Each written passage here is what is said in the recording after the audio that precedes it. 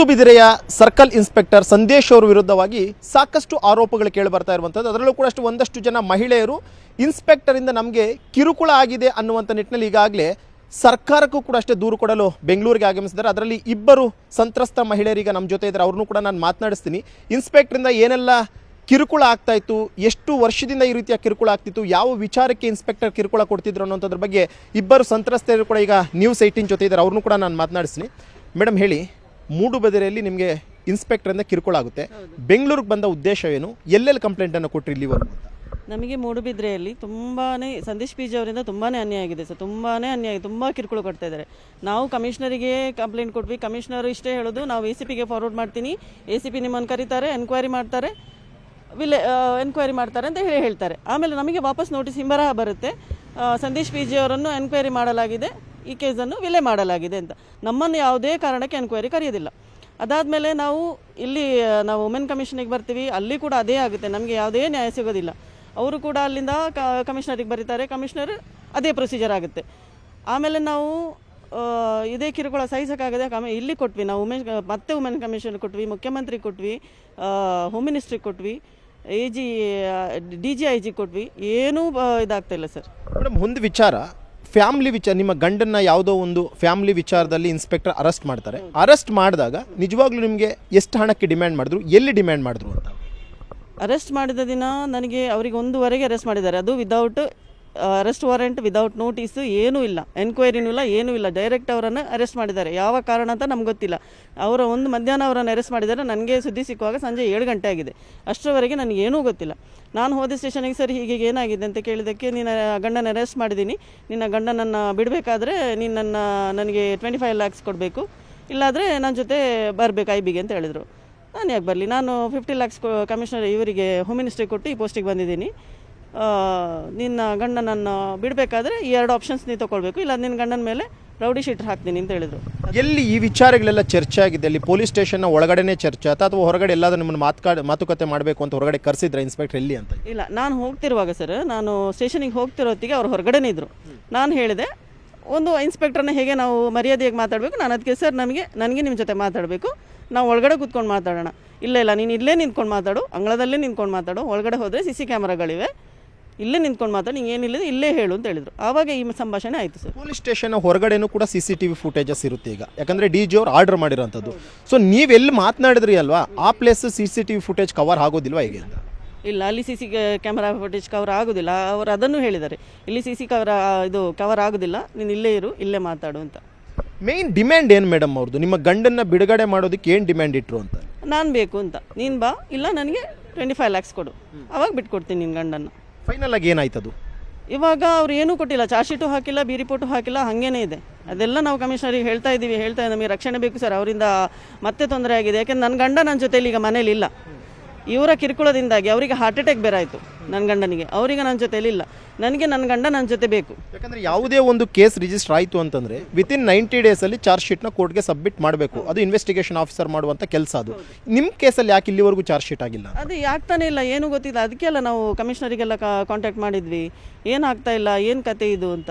ಯಾವುದಕ್ಕೂ ನಮಗೆ ರೆಸ್ಪಾನ್ಸೇ ಬರ್ತಾ ಇಲ್ಲ. ಅದ್ರ ಮೇಲೆ ಈಗ ಸ್ಟೇಷನ್ ಹತ್ರ ನಿಮಗೆ 25 ರೂಪಾಯಿ ಡಿಮ್ಯಾಂಡ್ ಮಾಡ್ತಾರೆ, ನೀವು ಕೊಡೋಲ್ಲ ಅಂತಂದಾಗ ನೀವು ನನ್ನ ಕರೆದರ ಹತ್ರಕ್ಕೆ ಬರಬೇಕು ಅಂತ ಹೇಳ್ತಾರೆ. ಸೊ ಇದು ಯಾವುದಾದ್ರೂ ಫೋನಲ್ಲಿ ನೀವು ರೆಕಾರ್ಡ್ ಮಾಡ್ಕೊಂಡಿರೋಂಥದ್ದು, ಅಥವಾ ಈ ಇನ್ಸಿಡೆಂಟ್ ಆದಮೇಲೆ ಅವ್ರೇನಾದ್ರೂ ಮೆಸೇಜ್ ಮುಖಾಂತರ ಅಥವಾ ಫೋನ್ ಕಾಲ್ ಮುಖಾಂತರ ಅಪ್ರೋಚ್ ಮಾಡೋಂಥದ್ದು, ಈ ಥರದ್ದು ಏನಾದರೂ ಬೆಳವಣಿಗೆ ಆಗಿದೆಯಾ? ಇಲ್ಲ, ಅವರು ಫೋನ್ ಕಾಲ್ ನನಗೆ ಮಾಡೋದಿಲ್ಲ. ಯಾಕೆಂದ್ರೆ ನನ್ನ ಗಂಡ ಸ್ವಲ್ಪ ಜೋರಿದ್ದಾರೆ, ಅವರು ಸ್ವಲ್ಪ ಸೋಷಿಯಲ್ ಆ್ಯಕ್ಟಿವಿಸ್ಟ್, ಹಾಗಾಗಿ ಅವರು ನನಗೆ ಫೋನ್ ಮಾಡೋಕ್ಕೋಗಿಲ್ಲ.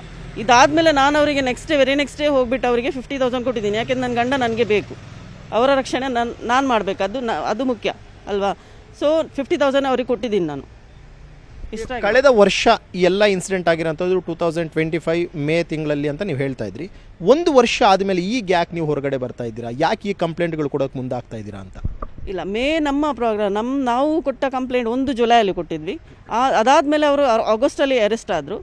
ಅದಾದ ನಂತರ ಇದು ಪ್ರೊಸೀಜರ್ಸ್ ಆಗ್ತಾನೆ ಇದೆ ಸರ್. ಎಷ್ಟು ಕಂಪ್ಲೇಂಟ್ ಕೊಟ್ಟರು, ಏನು ಕೊಟ್ಟರು, ನಮಗೆ ಇದು ಬರ್ತಾ ಇಲ್ಲ, ಎನ್ಕ್ವೈರಿ ಆಗ್ತಾ ಇಲ್ಲ, ಅದ್ರ ಬಗ್ಗೆ ನಮಗೆ ನ್ಯಾಯ ಸಿಗ್ತಾ ಇಲ್ಲ. ಈಗ ಮಂಗಳೂರು ಕಮಿಷನರ್ಗೆ ದೂರು ಕೊಟ್ಟಿದ್ದಾಯಿತು, ಗೃಹ ಸಚಿವರು ಕೊಟ್ಟಿದ್ದೀರಾ, CM ಅವ್ರ ಕಚೇರಿಗೂ ಕೂಡ ಅಷ್ಟೇ ಕಂಪ್ಲೇಂಟ್ ಕೊಟ್ಟಿದ್ದೀರಾ, DGIG ಕಂಪ್ಲೇಂಟ್ ಕೊಟ್ಟಿದ್ದೀರಾ. ಮುಂದಿನ ಸ್ಟೆಪ್ ಏನು ತಗೊಳ್ಳೋಣ ಅಂತ? ಈಗ ಮುಂದಿನ ಸ್ಟೆಪ್ ಅದೇ, ನಮಗೆ ನ್ಯಾಯ ಬೇಕಾಗಿದೆ. ನಮಗೆ ನ್ಯಾಯ ಸಿಗದಿದ್ದರೆ ನಾವು ಕೋರ್ಟಿಗೆ ಹೋಗ್ತೀವಿ, ಕೋರ್ಟ್ ಥ್ರೂ ನೋಡ್ತೀವಿ. ನಮಗೆ ಮೂಡುಬಿದ್ರೆ ಪರಿಸರದಲ್ಲಿ ನಾವು ಓಡಾಡಬೇಕಾದ್ರೆ ಒಂದು ಏನಾದರೂ ವಿಲೇವಾರಿ ಆಗಬೇಕು. ಸಂದೀಶ್ ಪಿ ಜಿ ಅವ್ರದ್ದು ವಿಲೇವಾರಿ ಆಗಬೇಕು, ಅವ್ರನ್ನ ಸಸ್ಪೆಂಡ್ ಮಾಡಬೇಕು, ಇಲ್ಲಾಂದರೆ ನಾವು ಏನಾದರೂ ಮಾಡ್ಕೊಳ್ತೀವಿ. ನಿಮ್ಮ ಪ್ರಕಾರ ಎಷ್ಟು ಜನ ಹೆಣ್ಣು ಮಕ್ಕಳಿಗೆ ಸಂದೇಶ್ ಅವರು ಈ ರೀತಿಯಾಗಿ ಕಿರುಕುಳ ಕೊಟ್ಟಿದ್ದಾರೆ ಅಂತ ಅನ್ಕೊಂಡಿದ್ದೀರಾ? ತುಂಬ ಜನ ಇದ್ದಾರೆ ಸರ್, ತುಂಬ ಜನ. ನಮಗೆ ಗೊತ್ತಿಲ್ಲದವರು ತುಂಬ ಜನ ಇದ್ದಾರೆ, ಗೊತ್ತಿದ್ದವರು ಇದ್ದಾರೆ. ಅವ್ರು ಇದಕ್ಕಿಂತ ಮೊದಲು ಯಾವುದೆಲ್ಲ ಸ್ಟೇಷನಲ್ಲಿ ಇದ್ದರು ನೋಡಿ, ಅಲ್ಲಿ ಹೋಗಿ ನಾವು ಕಾಂಟ್ಯಾಕ್ಟ್ ಮಾಡಿದರೆ, ನಾವು ಹೋಗಿಲ್ಲ ಇಷ್ಟವರೆಗೆ, ಅಲ್ಲಿ ಹೋಗಿ ನಾವು ಯಾವುದಾದ್ರೂ ನೋಟಿಸ್ ಗೌರ್ಮೆಂಟಿಂದ ಕೊಟ್ಟರೆ ಅಲ್ಲಿ ಎಷ್ಟೋ ಹುಡುಗಿಯರು ನಿಮಗೆ ಬರ್ತಾರೆ. ಇನ್ನೊಂದು ವಿಷಯ ಅಂತ ಹೇಳಿದರೆ ಎಲ್ಲ ಒಂದು ಒಳ್ಳೆ ಪೋಸ್ಟಲ್ಲಿರೋರು ಹೆಣ್ಮಕ್ಳು, ಹಾಗಾಗಿ ಅವರಿಗೆ ಹೊರಗಡೆ ಬರೋಕ್ಕಾಗ್ತಿಲ್ಲ. ಮರ್ಯಾದೆ ಗಂಜಿ ಯಾರು ದೂರ ಕೊಡ್ತಿಲ್ಲ. ಸರಿ, ಅದೇ ಮರ್ಯಾದೆ ಗಂಜಿ ಅವ್ರಿಗೆ ದೂರ ಕೊಡ್ತಾ ಇಲ್ಲ. ಅವ್ರ ಫ್ಯಾಮಿಲಿ ಹೈಫೈ ಒಳ್ಳೆ ಲೆವೆಲಲ್ಲಿರೋರು, ಆದ ಕಾರಣ ಅವ್ರು ಹೊರಗೆ ಕೇಳ್ತಾ ಇಲ್ಲ. ಈಗ ಇವ್ರಿಗಾದಂಥ ಕಿರುಕುಳದ ಬಗ್ಗೆ ಹೇಳಿದ್ರು, ಗಂಡನ ಅರೆಸ್ಟ್ ಮಾಡಿದ್ರು, ಬಿಡಬೇಕು ಅಂದ್ರೆ 25 ಲಕ್ಷ ಕೊಡಿ, ಇಲ್ಲ ಅಂದ್ರೆ ಐಬಿಗೆ ನಾನು ಕರೆದಿರೋ ಹತ್ರ ಬಾ ಅಂತ ಹೇಳಿದ್ರು. ನಿಮ್ಗೆ ಏನು ಕಿರುಕುಳ ಆಗಿದೆ? ನಿಮ್ಗೆ ಯಾವ ಒಂದು ಕೇಸಲ್ಲಿ ಸಂದೇಶ್ ಅವ್ರು ಪರಿಚಯ ಆದರು? ನಾವು ಮೇ ತಿಂಗಳಲ್ಲಿ ನಮ್ಮ ಅಕ್ಕಂದು ಮತ್ತು ಅವ್ರದ್ದು ಫ್ಯಾಮಿಲಿ ಕಲಹ, ಆವಾಗ ಅಲ್ಲೊಂದು 16 ವರ್ಷದ ಹುಡುಗ ಇರ್ತಾನೆ, ಅವ್ನು ನಮ್ಮ ಮನೇಲಿ ಇದ್ದ, ಅಜ್ಜಿ ಮನೆಯಲ್ಲಿ. ಸೊ ಕೊಲೆ ಬೆದರಿಕೆ ಅಂತ ಕೇಸ್ ಅಂದಿದಾಗ ನಾನು ಮಿಡ್ಲಾಗಿ ಹೋಗ್ತೀನಿ, ಸಣ್ಣ ಹುಡುಗ ಅಂತ ಹೇಳಿ. ಅಲ್ಲಿಂದ ಸ್ಟಾರ್ಟ್ ಆಗಿದ್ದು, ಹೊಡೆದ್ರು ಅಲ್ಲಿ. ಆಮೇಲೆ ಅಲ್ಲಿ ನಮ್ಮ ನ್ಯಾಯ ಸಿಗಲಿಲ್ಲ. ಆಮೇಲೆ ಅದೇ ಸ್ಟೇಷನಲ್ಲಿ ನಾವೇ ನಮ್ಮ ಅಕ್ಕನಿಗೆ ಹೊಡೆದ್ವಿ ಅಂತ FIR ಮಾಡಿದ್ರು. ಆ FIR ಆದ ನಂತರ ನಮಗೆ ತಲೆ ಬಿಸಿ ಆಯಿತು. ನಮ್ಗದಾದ್ರೂ ಪರವಾಗಿಲ್ಲ, ಮಕ್ಕಳು ಬಿದ್ದಿರ್ತಾರ ಅಂತೇಳಿ. ಆಮೇಲೆ ನಮ್ಮ ಫೋನ್ ಬರಲಿಕ್ಕೆ ಸ್ಟಾರ್ಟ್ ಆಯಿತು.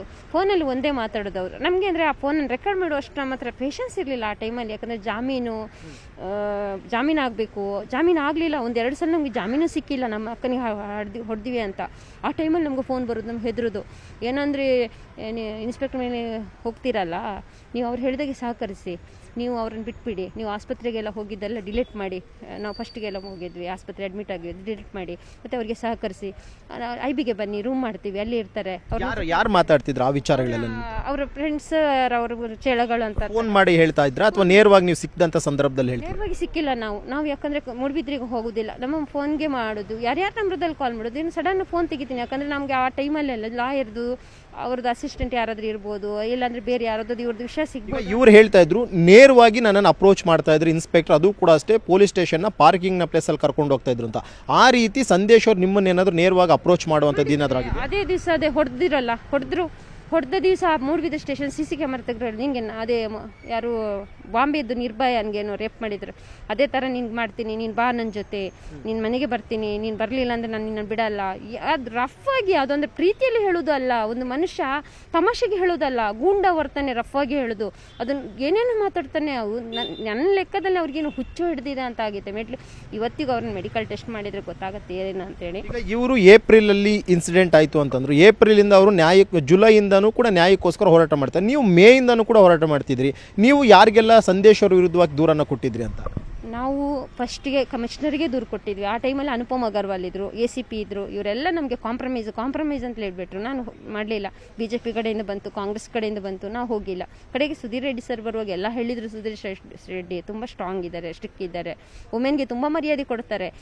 ನಾವು ಅವರ ಹತ್ರ ಹೋಗಿ ಕಮ್ಮಿ ಅಂದ್ರೆ ನಾನೊಂದು 7-8 ಸಲ ಹೋಗಿದ್ದೀನಿ. ಮತ್ತು ನಮ್ಮ ಕೇಸ್ ಆಗ್ತಿತ್ತು. ಆ ಹುಡುಗನಿಗೆ ಹೊಡೆದ್ರು, ಇನ್ನೊಂದು ಆ ಹುಡುಗನ ಎತ್ತಿದ್ರು, ನನ್ನ ಬ್ಯಾಂಕ್ ಅಕೌಂಟ್ ತೆಗೆದ್ರು, ಏನೆಲ್ಲ ಕೇಸ್ಗೆ ಹೋಗಿಬಿಟ್ಟೆ, ಸೀಜ್ ಮಾಡಿದ್ರು. ಆವಾಗಲೇ ಅವ್ರು ತಲೆ ಎತ್ತಿ ನೋಡಿದ್ರು, ಯಾವ ಪೇಪರ್ಗೆ ಏನು ಸೈನ್ ಹಾಕ್ಬೇಕಂತ ಅವ್ರಿಗೆ ಗೊತ್ತಿಲ್ಲ. ಹೀಗೆ ತಲೆ ನೀಡಿದ್ದು, ಅದು ಹೋಗಿ ಅದು ಏನಂತಲೇ ಅವ್ರು ಕೇಳಲ್ಲ.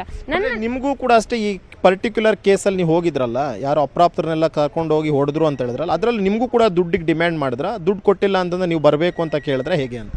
ಆ ಟೈಮಲ್ಲಿ ಕೇಳಿಲ್ಲ, ಹೊಡೆಯೋದು ಒಂದೇ.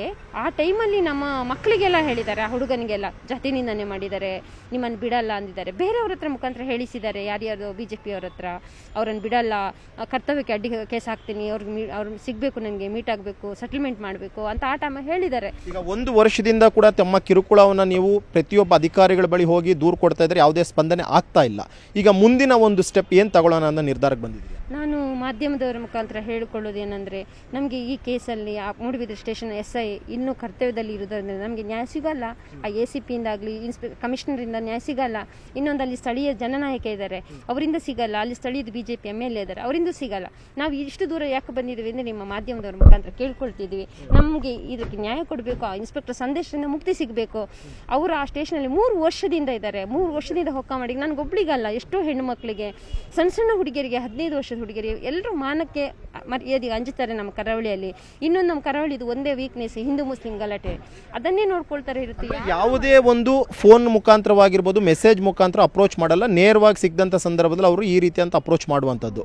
ಅವರಿಗೆ ಅವರಿಗೊಂದು ಅದು ಏನೋ ಹೇಳ್ತಾರೆ ಅಭ್ಯಾಸ ಆಗಿ ಹೋಗಿದೆ. ಯಾಕಂದರೆ ಅವರಿಗೆ ಜನನಾಯಕಂದು ಕೈವಾಡ ಇದೆ. ಅವರೇ ಹೇಳಿಬಿಡ್ತಾರೆ, ನನಗೆ ಮಿಥುನ್ ರೈ ಇದ್ದವರೆಗೂ ನನ್ನನ್ನು ಯಾರು ಮುಟ್ಟುವಂಗಿಲ್ಲ. ಬಟ್ ಅವರು ಕಾಂಗ್ರೆಸ್ ಗೌರ್ಮೆಂಟ್ಗೆ ಯಾವುದೇ ಹೇಳಿಲ್ಲ, ಬಿ ಜೆ ಪಿ ಗೌರ್ಮೆಂಟ್ಗೆ ಯಾವುದೇ ಹೇಳಲ್ಲ. ಅವರಿಗೆ ಒಂದೊಂದು ಪಕ್ಷದಲ್ಲಿ ಒಬ್ಬೊಬ್ಬರು ದುಶ್ಮನ್ ಇರ್ತಾರೆ, ಒಂದೊಂದು ಪಕ್ಷದಲ್ಲಿ ಒಬ್ಬರು ಸ್ನೇಹಿತರು ಇರ್ತಾರೆ. ಹಾಗಂತ ಅವ್ರು 3 ಸ್ಟಾರ್ ಆಫೀಸರು ಅವರ ಲೆವೆಲ್ನವ್ರು ಫ್ರೆಂಡ್ಶಿಪ್ ಮಾಡಲ್ಲ, ಎಷ್ಟು ಕೆಳಗಿನ ಲೆವೆಲಲ್ಲಿ ಮಾಡ್ತಾರೆ. ಓಕೆ, ಕೇಳಿದ್ರಲ್ಲ, ಇದು ಇಬ್ಬರು ಸಂತ್ರಸ್ತರು ಸದ್ಯಕ್ಕೆ ಮೂಡುಬಿದಿರೆ ಸರ್ಕಲ್ ಇನ್ಸ್ಪೆಕ್ಟರ್ ಸಂದೇಶ್ ಅವರ ವಿರುದ್ಧವಾಗಿ ಕಿರುಕುಳದ ಆರೋಪವನ್ನು ಕೊಟ್ಟು ಬೆಂಗಳೂರು ನಗರಕ್ಕೆ ಬಂದಿದ್ದಾರೆ. ಬೆಂಗಳೂರು ನಗರದಲ್ಲೂ ಕೂಡ ಗೃಹ ಸಚಿವರಿಗೆ ದೂರನ್ನು ಕೊಟ್ಟಿದ್ದಾರೆ, CM ಸಿದ್ದರಾಮಯ್ಯವ್ರಿಗೂ ಕೂಡ ದೂರನ್ನು ಕೊಟ್ಟಿದ್ದಾರೆ, DG IGP ಸಲೀಂ ಅವ್ರಿಗೂ ಕೂಡ ದೂರನ್ನು ಕೊಟ್ಟಿದ್ದಾರೆ. ಸದ್ಯಕ್ಕೆ ಅವರು ಆಗ್ರಹ ಮಾಡ್ತಿರುವಂಥದ್ದು ಒಂದೇ, ನಮಗೆ ನ್ಯಾಯ ಬೇಕು. ಕೇವಲ ನಮಗಷ್ಟೇ ಅಲ್ಲದೆ ಹಲವು ಹೆಣ್ಮಕ್ಳಿಗೆ ಇದೇ ರೀತಿಯಂಥ ಕಿರುಕುಳವನ್ನು ಸಂದೇಶ್ ಅವರು ಕೊಟ್ಟಿದ್ದಾರೆ. ಆ ಒಂದು ಕಾರಣಕ್ಕೋಸ್ಕರ ನಮಗೆ ಆತನಿಂದ ಮುಕ್ತಿ ಕೊಡಬೇಕು, ನಮಗೆ ನ್ಯಾಯ ಬೇಕು ಅನ್ನುವಂಥ ಒಂದು ಮನವಿಯನ್ನು ಸರ್ಕಾರಕ್ಕೆ ಮಾಡ್ತಿದ್ದಾರೆ. ಕ್ಯಾಮ್ರಾ ಪರ್ಸನ್ ಯೋಗೇಶ್ವರ್ ಜೊತೆ ಮಂಜುನಾಥ್, ನ್ಯೂಸ್ 18 ಬೆಂಗಳೂರು. ನಿರ್ಭೀತ, ನಿಷ್ಪಕ್ಷಪಾತ, ವಿಶ್ವಾಸಾರ್ಹ ಸುದ್ದಿಗಳಿಗೆ ಮತ್ತೊಂದು ಹೆಸರಾಗಿರುವ ನ್ಯೂಸ್ 18 ಕನ್ನಡ ಈಗ ಆಪ್ನಲ್ಲೂ ಲಭ್ಯವಿದೆ. ದಯವಿಟ್ಟು ಇಲ್ಲಿರುವ QR ಕೋಡ್ ಅನ್ನು ಸ್ಕ್ಯಾನ್ ಮಾಡಿಕೊಂಡು ಆಪ್ ಡೌನ್ಲೋಡ್ ಮಾಡೋದಕ್ಕೆ ಮರಿಬೇಡಿ. ನಿಮ್ಮ ಬೆಂಬಲ ಹೀಗೆ ಸದಾ ನಮ್ಮೊಂದಿಗಿರಲಿ. ಧನ್ಯವಾದ.